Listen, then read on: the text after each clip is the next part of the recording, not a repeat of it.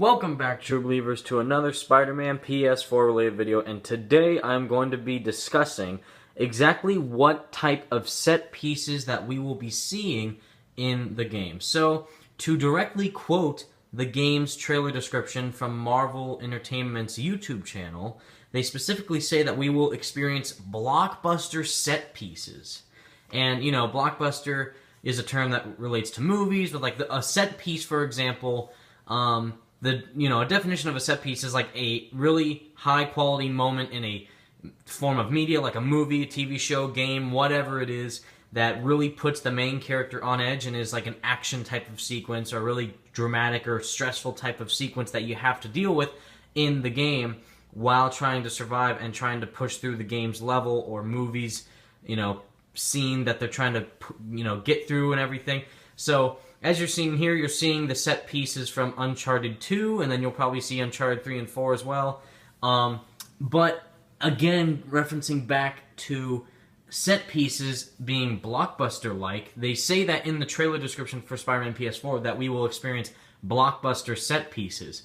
And if you look back at the trailer of Spider-Man PS4, we can kind of see at least one of these in motion. So, like, there's a difference between a really good action sequence and an action set piece. So a sequence is like a thing that you can do most of the time. Like in Uncharted, for example, the sequence of actions are where you're always shooting a bunch of bad guys in like a really intense location, like in the chateau or in Shambhala or in the Urubikali Desert or wherever it is. For example, that's an action sequence. An action set piece is like what you're seeing right here, like a really pivotal moment in the story that you're playing. So like Sully and Drake are trying to escape a burning chateau, or like in Uncharted 4, that really amazing sequence where you're Drake and you're trying to find Sam in Madagascar or somewhere, and they're hopping from car to car. You're trying to take out all the other drivers of the cars and the motorcycles, and you end up driving the car and getting near Sam, and then you hop on Sam's bike and taking out the Jeep that's following you. So that is a set piece. Again, right here you're seeing set pieces from Uncharted 2, and that is what I'm going to analyze for Spider-Man. So in what I mean in the trailer for action sequences for Spider-Man PS4, the action sequences that we saw in that game trailer were the scene where he's running in the cafe, the scene where he is taking the person out of the car, and the scene where he is just trying to chase after that car, where he's like going through the debris and his eyes are squinting when he's like spinning in the air and stuff, and he's taking out those guys on the rooftop. That's an action sequence. So those are moments of the game that I believe that you can do all the time, like the side missions. Like I believe like that car chase is like a side mission, I bet. Like there will be like different criminals in the car that you have to take out, or like different people you fight, of course, or different types of swinging movements and places you can run through, like the cafe scene. I'm sure there's multiple types of iterations of that type of sequence.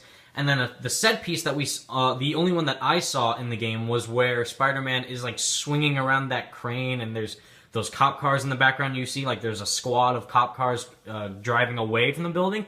And if you examine what that building is that in the beginning of the trailer you see this huge tower, which is the Freedom Tower, which of course is like the 2.0 version of the Twin Towers of New York. But the building that you see Spider-Man swinging around the crane nearby, of that near the end of that trailer, is Oscorp Tower. I'm not saying that the building in the beginning, that super huge one, is Oscorp Tower. I'm saying that's Freedom Tower, but the other building that Spider-Man is swinging around that crane is Oscorp Tower, because if you look at that building closely, at that scene where he's like swinging towards you, you see the letters O and P like a sign, and O is at the top, is near the left of the screen, and P is near the right of the screen.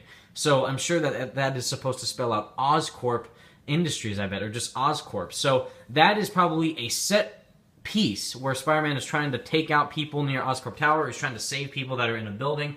And I don't even know if that scene where he's running up the wall and then there's fire near him and like explosions going off is the same building of Oscorp. It's just a cool shot. We don't know, but that is an example of what a set piece is that we have seen so far in Spider-Man PS4, is that Oscorp Tower rescue type part of that trailer. So what I think another set piece that we will get, like a set piece, for example, in another Spider-Man game, is the ending of Web of Shadows, where Spider-Man's fighting Venom on the helicarrier, and Venom is the giant 5-headed Hydra monster that we had to fight as like small Spider-Man, and we took him out still. That was a set piece.